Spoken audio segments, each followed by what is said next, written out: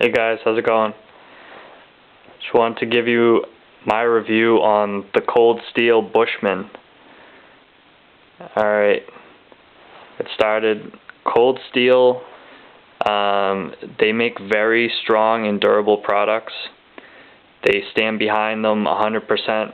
I think if they ever break, they have a warranty, like lifetime warranty type thing. I think that's the case. But there's tons of reviews on YouTube about all Cold Steel products, and even Cold Steel reviews their own products. This knife in particular, there's a video where they put the tip of the blade into a vise, and they put a full 90-degree bend on the handle, and they pry it, and the knife does not break. It returns to its original shape. So this thing is made to last. Alright. Talk about the sheath. The sheath that mine came with, I don't know if they all do, was this leather sheath. Now it's very, it's durable. It's probably not the greatest sheath, but I mean it serves the purpose. It's really strong. It's basically just riveted all the way around. It has a little, I've actually used this loop. This belt loop, as you can see, it's made for, I guess, a pistol belt. A normal belt is like half this width.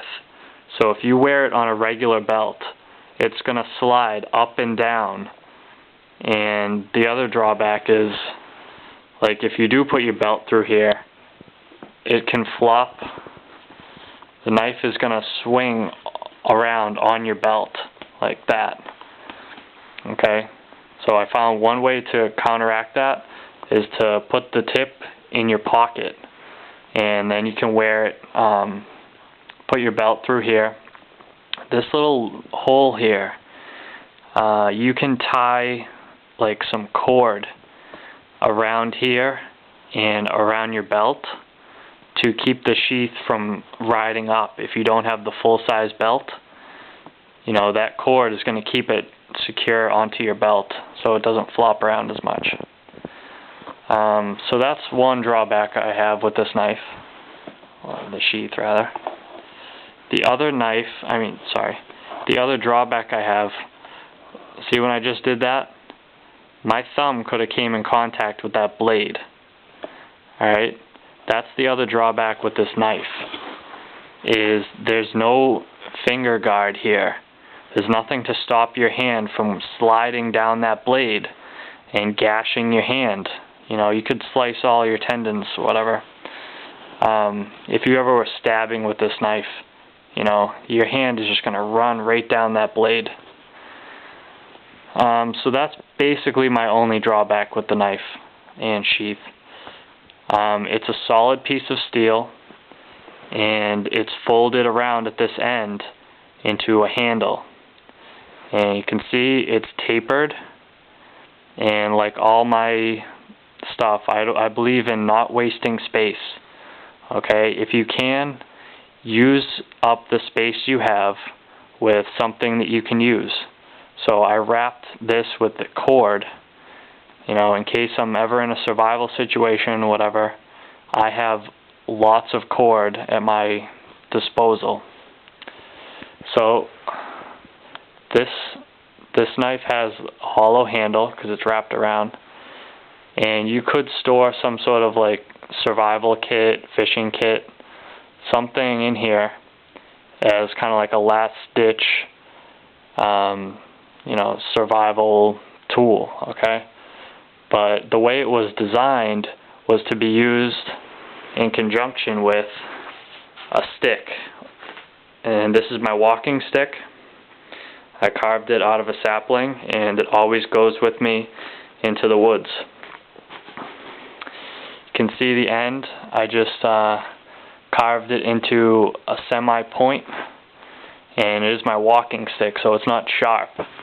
But you can stick this knife on the end of here, okay, and that is a spear. There's videos that Cold Steel puts out, and they show this this knife getting chucked into a piece of wood, and the thing sticks right into the wood. So this kind of gets into my philosophy about being able to defend yourself in the woods. You know, there are animals in the woods that can be any animal, any single animal that is coming to attack you. Let's say it has rabies, let's say it's a dog, anything. You don't want that animal anywhere near you. Alright? So I'm a firm advocator of keeping animals away from you at any cost. A walking stick is a great option for that. You can keep any animal, or most animals will say, at an arm's length plus this walking stick distance. Alright? Say you come across a dog in the woods.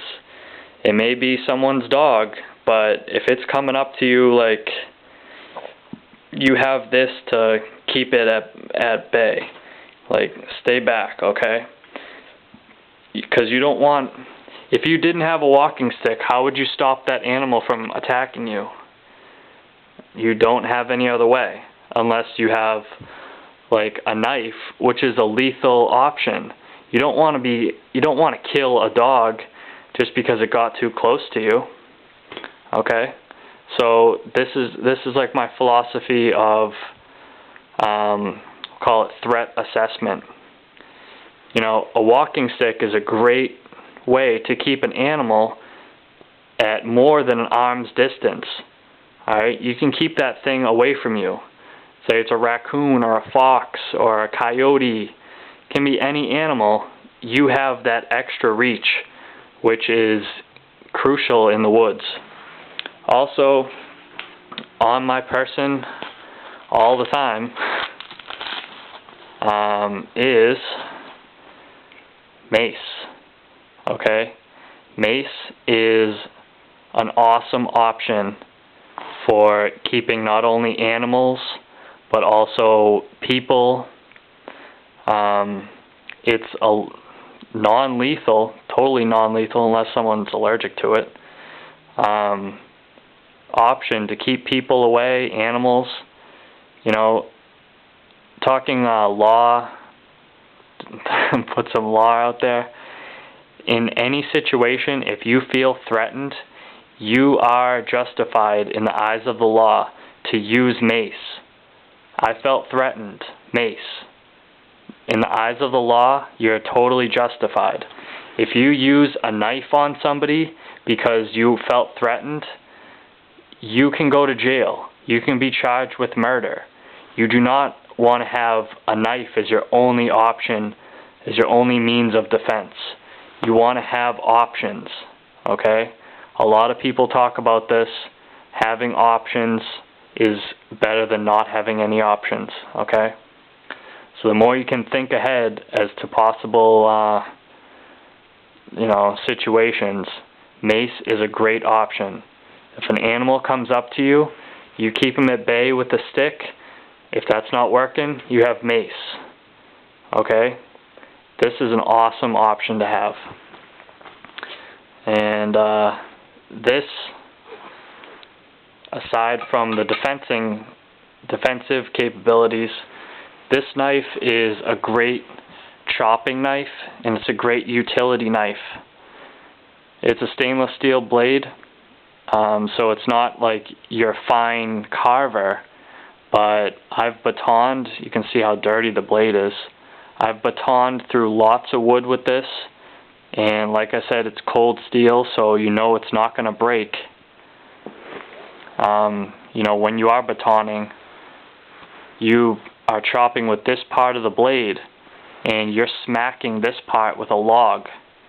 Now, you know that tip is not going to break.